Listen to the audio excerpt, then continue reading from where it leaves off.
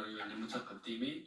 اتفق معك انا في الشوط الاول ربما اللي كان عندنا ربما حظوظ اكثر للتسجيل، لكن يجب الاعتراف انه ايضا في الشوط الثاني الخصم فرض علينا يعني اندفاع وايقاع وكاليتي دي جوار ايضا، وحطنا في مواقف صعبه نوعا ما.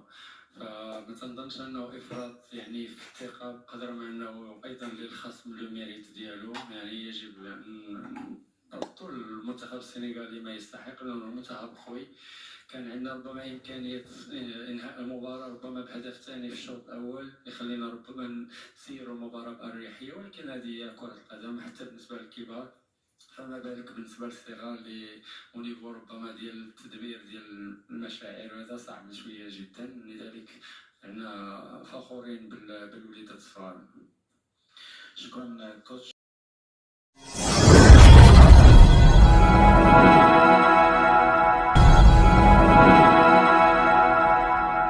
في القناة تشجيعا لنا لنستمر بنشر المزيد إن شاء الله.